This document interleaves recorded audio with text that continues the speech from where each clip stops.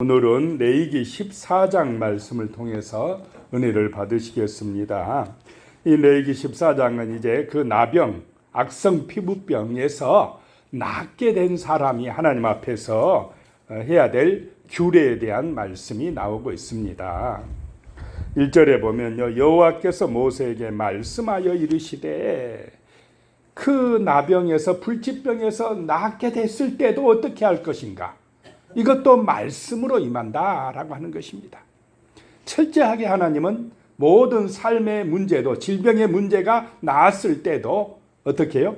말씀으로 은혜 주신다라고 하는 것입니다. 2절에요. 나병 환자가 정결하게 되는 날의 규례는 이러하니 곧 그 사람을 제사장에게로 데려갈 것이요. 자, 나병이 나았다. 불치병이 나았다. 정말 은혜 아닙니까, 이것이? 이것이 은혜 아니면 어떤 것이 은혜이겠습니까? 세상 의술로는, 인간의 방법으로는 나을 수 없는 그 나병이 나았다는 것은 하나님의 은혜요, 하나님의 사랑이요, 기적이다라고 하는 것입니다. 그 불치병에 걸린다는 것도 뭐 누가 걸릴 줄 압니까? 누가 암에 걸린다, 이게 정해져 있습니까? 불치병에 걸린다. 누가 걸릴지 아무도 모릅니다. 그런데 모든 사람은 영적인 나병, 이 죽을 수밖에 없는 죄악의 병, 그 불치병에 걸려 있다라고 하는 것입니다. 거기서 나을 수 있는 길은 오직 하나, 하나님의 은혜인 줄로 믿으시기 바랍니다. 나병에서 낫는 것은 하나님의 은혜지 인간의 노력이 아니다라고 하는 것입니다. 나아진 것, 그것은 하나님의 은혜라는 것입니다. 그러면 나았다고 기분 좋다고 집으로 가는 게 아니라 누구에게 가라 이 말입니까? 제사장에게 가서 보여라 라고 하는 것입니다. 제일 먼저 제사장에게 가서 진찰받으라 라고 하는 것입니다. 그래서 제사장이 너는 나았다, 정하다, 판결해 줘야 그 사회에서 이제 깨끗해졌다고 인정받는 것입니다. 제사장의 선포가 있어야 된다라고 하는 것입니다. 3절에요. 제사장은 진영에서 나가 진찰할지니 그 환자에게 있던 나병 환부가 나았으면 진영 안으로 들어오면 안 됩니다. 제사장이 나가야 됩니다. 나가서 진찰하라는 것입니다. 그래서 환부가 나았으면 4절에요. 제사장은 그 정결함을 받을 자를 위하여 명령하여 살아있는 정결한 새 2마리와 백향목과 홍색 실과 우슬초를 가져오게 하고 그 나병의 그 고통을, 그 아픔을, 그 외로운 그 외톨이 생활을, 그 광야의 생활을 통과한 사람은 제사장이 명령하면 그대로 순종하겠습니까? 안 하겠습니까? 낮아진 그 사람은 명령에 순종하는 사람이 되어 있다라고 하는 것입니다. 하나님은 이렇게 낮아진 사람을 깨끗하다 하고 구원하신다라고 하는 것입니다. 명령하여서 살아있는 정결한 새 2마리, 백향목, 홍색 실, 우슬초를 가져오게 하고 제사장이 명령하면 어떻게 해야 됩니까? 그대로 해야 됩니다. 5절에 제사장은 또 명령하여 그 새 하나는 흐르는 물 위 질그들 안에서 작게 하고 6절에 다른 새는 산채로 가져다가 백향목과 홍색실과 우슬초와 함께 가져다가 흐르는 물 위에서 잡은 새의 피를 찍어서 7절에 나병에서 정결함을 받은 자에게 7번 뿌려 정하다 하고 그 살아있는 새는 들에 놓을지며 그랬습니다. 또 명령하여서 그 새 한 마리는 흐르는 물 위에서 잡게 하고, 누가 잡습니까? 그 사람이, 나온 그 사람이 잡아야 됩니다. 제사장은 명령만 하는 것입니다. 제사장이 잡은 게 아니다 이 말입니다. 자기가 잡아야 됩니다. 그래가지고는 다른 새는 산채로 백향목, 홍색실, 우슬초와 함께 가져다가 물 위에서 잡은 그 새의 피를 찍어서 그 죽은 새의 피를 정결함을 받을 자에게 7번 뿌리고 청하다라고 하고는 그 살아있는 새는 들에 어떻게 해요? 노을지며 한 마리는 살려줬다라고 하는 것입니다. 한 마리는 피를 흘리고 죽고 한 마리는 살아났다. 죽어야 사는 줄로 믿으시기 바랍니다. 원래는 누가 죽어야 됩니까? 내가 죽어야 되는데 그래야 나병에서 깨끗함을 받는데 그 새가 대신 죽었다. 지금은 누가 대신 죽으셨습니까? 예수님이 대신 죽으셨다라고 하는 것입니다. 예수의 피로 우리는 제사함 받고 그 영적 나병에서 깨끗함을 받고 불치병에서 고침을 받고 이제 새 사람이 되어 산 새가 되어 날아가는 줄로 믿으시기 바랍니다. 부활의 새 생명을 얻게 된다라고 하는 것입니다. 8절에요. 정결함을 받는 자는 그의 옷을 빨고 모든 털을 밀고 물로 몸을 씻을 것이라. 그리하면 정하리니 그 후에 진영에 들어올 것이나 자기 장막 밖에 이레를 머물 것이요. 이렇게 하고는 목욕을 깨끗하게 하고 몸을 씻고 또 옷을 빨고 머리털을 밀고 그렇게 하면 정하게 되는데 그냥 들어오지 못하고 일주일 동안 어떻게 해요? 장막 밖에서 머물 것이요 라고 하는 것입니다. 9절에 7째 날에는 그의 모든 털을 밀되 머리털과 수염과 눈썹을 다 밀고 그의 옷을 빨고 몸을 물에 씻을 것이라. 그리하면 정하리라. 자, 이제 깨끗하게 몸을 씻고 다 일주일 동안 그렇게 이제 또 격리 생활하고 그리고 가면 되느냐? 안 됩니다. 또 하나 해야 될 일이 또 있습니다. 자, 10절에요. 8째 날에 그는 흠없는 어린 순양 2마리와 1년 된 흠없는 어린 암양 1마리와 또 고운 가루 10분의 3 에바에 기름 섞은 소재물과 기름 한 녹을 취할 것이요. 고운 가루 10분의 3 에바, 한 에바는 23리터, 또 기름 한 녹은 0.31리터 정도 된답니다. 이걸 준비해서 하나님 앞에 뭐 해야 됩니까? 제사를 드려야 된다라고 하는 것입니다. 진단받고, 두 번째로 깨끗하게 몸을 씻고, 세 번째가 하나님 앞에 제사를 드리고, 이 과정을 통과해야 이제 그는 나병에서 정하다 인정을 받게 되는 것입니다. 11절에요. 정결하게 하는 제사장은 정결함을 받을 자와 그 물건들을 회막문 여호와 앞에 두고, 회막문에 가서 하나님 앞에 두고, 12절에 어린 순양 1마리를 가져다가 기름 한 녹과 아울러 속건제를 드리되 여호와 앞에 흔들어 요제를 삼고, 속건제는 배상하는 제사다 그랬습니다. 그동안 나병 때문에 격리생활하면서 하나님 앞에 온전한 예물을 못 드린 것에 대한 배상으로 속건제를 드려. 제일 먼저 속죄제, 피로 자기 죄를 씻고 그 다음에 배상하는 속건제를 드리고,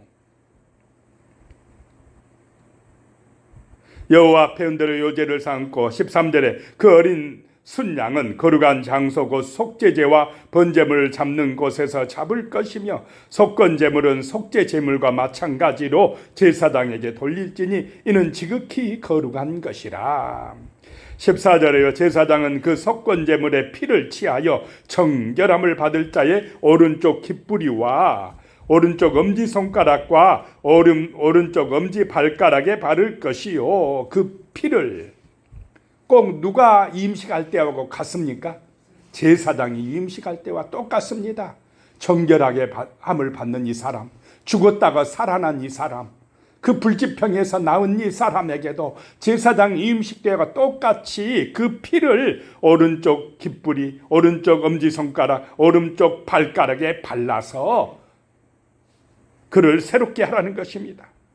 하나님 앞에 나올 수 있게 하라는 것입니다. 15절에 제사장은 또 그 한 녹의 기름을 취하여 자기 왼쪽 손바닥에 따르고는 16절에 오른쪽 손가락으로 왼쪽 손에 기름을 찍어 그 손가락으로 그것을 여호와 앞에 7번 뿌릴 것이요, 그 기름을 7번 뿌릴 것이요, 하나님 앞에 제단에. 17절에 손에 남은 기름은 제사장이 정결함을 받을 자의 오른쪽 깃뿌리와 오른쪽 엄지손가락과 오른쪽 엄지발가락 곧 속건 제물의 피 위에 바를 것이며, 피 바른 그곳에 기름도 바를 것이며 거룩하게 할 것이며. 18절에 아직도 그 손에 남은 기름은 제사장이 그 정결함을 받는 자의 머리에 바르고 제사장은 여호와 앞에서 그를 위하여 속죄하고, 이 속죄의 의식을, 제사를 드리고 나야 그는 참된 자유함을 얻게 된다라고 하는 것입니다. 예수의 피로 속죄해야 될 줄로 믿으시기 바랍니다. 정말로 우리를 살리기 위해서 희생양이 되신 예수의 피가 아니면은 정결하게 될 수가 없다라고 하는 것입니다. 그 영적 나병에서 고침받을 수가 없다라고 하는 것입니다. 19절에 또 제사장의 속죄제를 드려 그 부정함으로 말미암아 정결함을 받을 자를 위하여 속죄하고 그 위에 번제물을 잡을 것이요, 번제물, 이제 온전한 희생을 위해서 번제물을 드리라는 것입니다. 새 생명을 얻었으니, 불지평에서 나았으니 이제부터 온전히 어떻게 하겠다는 것입니까? 주님을 위해서 헌신하겠다고 하는 번제의 제사를 또 드리라는 것입니다. 20절에 제사장은 그 번제와 소제를 제단에 드려 그를 위하여 속죄할 것이라, 그리하면 그가 정결하리라. 4가지 제사를 드리고 있습니다. 속죄제, 속건제, 번제, 소제. 소제는 온전한 순종을 의미한다고 그랬습니다. 죽었다가 이 사람이 살아나면 이제 온전히 하나님께 순종하겠습니까? 안 하겠습니까? 순종하는 그런 사람으로 새로워진다라고 하는 것입니다. 21절부터 보면은 만일 그가 가난하여 그의 힘이 미치지 못하면 그는 흔들어 자기를 속죄할 속건제를 위하여 어린 순양 1마리와 소제를 위하여 고운 가루 10분의 1 에바에 기름 섞은 것과 기름 한 녹을 취하고, 만약에 가난하면 원래는 어린 순양 2마리, 흠없는 어린 암양 1마리와 소제를 드려야 되는데 3마리가 아니라 이제 1마리만, 어린 순양 1마리만 드리고 소제를 위하여 고운 가루 10분의 1 에바와 기름 한 녹을 취하고 그랬습니다. 22절에 그의 힘이 미치는 대로 산비둘기 2이나 집비둘기 새끼 2를 가져다가 하나는 속죄제물로 하나는 번제물로 삼아 그랬습니다. 나머지는 이제 똑같이 앞에 드리는 그 제사와 똑같이 이 가난한 사람도 하나님 앞에서 속죄함을 받아야 된다라고 하는 것입니다. 가난하다고 면제해 주는 게 아닙니다. 이 속죄의 제사는 똑같이 피가 필요합니다. 제사장의 선포가 필요하다라고 하는 것입니다. 다만 힘에 미치는 대로 드려야 된다라고 하는 것입니다.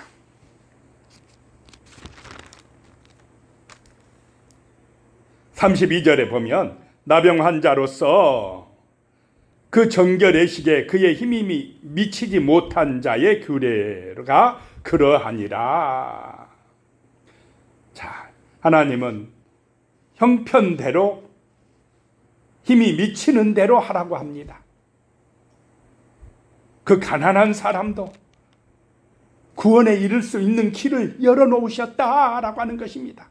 그래서 지금은 구원받을 수 있는 길이 어떤 다른 길이 있는 것이 아니고 이제 누구든지 돈이 있는 사람이든 없는 사람이든 권세가 있든 없든 예수의 피를 믿기만 하면, 진실로 마음에 받아들이기만 하면 그의 죄가 사함받고 그 영적인 불치병에서 나음을 받고 부활의 새 생명을 얻는 길이 열린 줄로 믿으시기 바랍니다.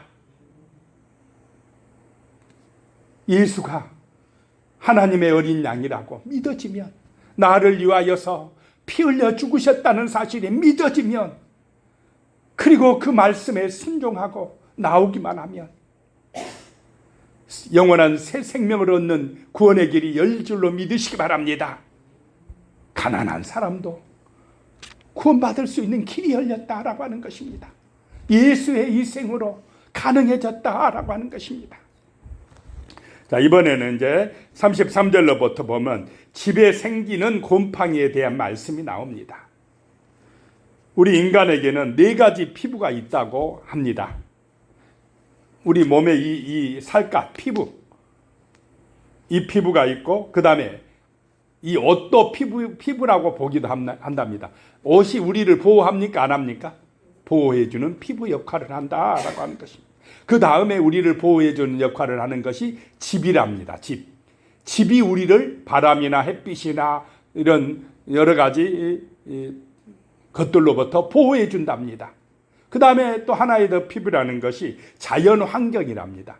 이 자연이 우리를 보호해 주고 있다라고 하는 것입니다. 그래서 우리는 이런 것들을 다 소중하게 여겨야 됩니다. 자, 나병이 생길 때 어떻게 할 것인가 말씀드렸고, 그 다음에 이 옷에도 나병이 생긴다고 그랬습니까? 안 생긴다고 그랬습니까? 생긴다고 했습니다. 이번에는 집에 생기는 그 나병, 집에도 생긴다라고 하는 것입니다. 그래서 피부도 중요하고 옷도 중요하고 그 다음에 뭣도 중요합니까? 집도 중요하다라고 하는 것입니다. 이 집에 생기는 곰팡이에 대한 말씀이 나오고 있습니다. 34절은 내가 네게 기업으로 주는 가나안 땅에 너희가 이를 때에 너희 기업의 땅에서 어떤 집에 나병, 색점이 발생하게 되거든. 색점을 발생하게 하거든. 자, 이 나병이 어떤 집에 발생을 했다. 누가 하게 했다는 것입니까? 하나님께서 발생하게 하거든, 이 말입니다. 누 집에 이게 생길지 아무도 모릅니다. 하나님만 아신다는 것입니다.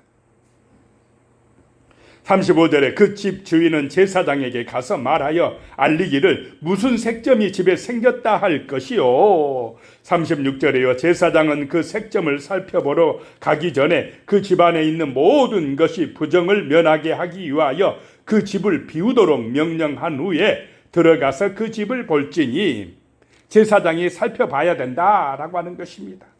37절에 그 색점을 볼 때에 그 집에 푸르거나 붉은 무늬의 색점이 있어 벽보다 우묵하면, 흙을 발라놨는데 거기에 이상한 그런 모습이, 그런 증상이 있으면, 우묵해졌으면, 38절에 제사장은 그 집 문으로 나와 그 집을 이레 동안 폐쇄하였다가, 이레 동안은 못 살게 하고 그냥 지켜본다는 것입니다.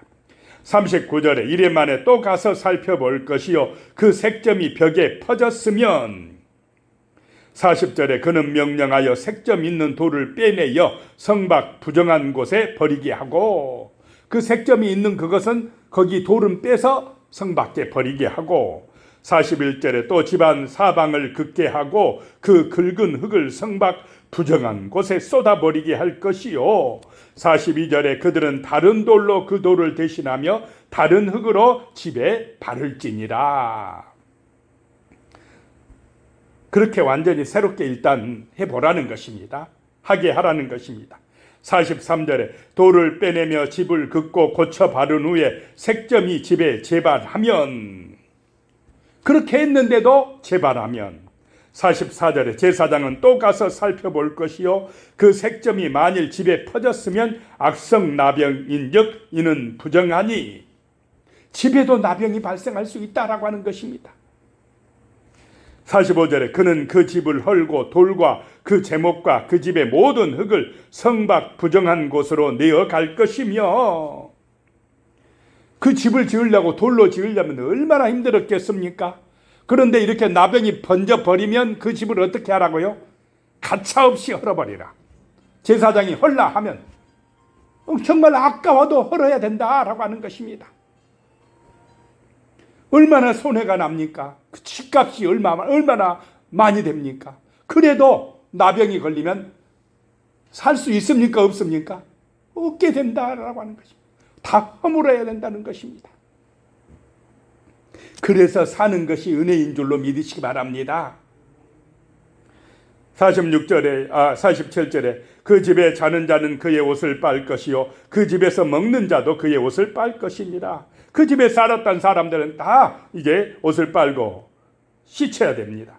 48절에 그 집을 고쳐 바른 후에 제사장이 들어가 살펴보아서 색점이 집에 퍼지지 아니했으면 이는 색점이 나은 것이니 제사장은 그 집을 청하다 할 것이고, 그랬으면 또 어떻게 하느냐? 청하다 판결을 받으면 49절에 그는 그 집을 정결하게 하기 위하여 새 2마리와 백향목과 홍색 실과 우술철을 가져다가, 하나님 앞에서 뭐 해야 됩니까?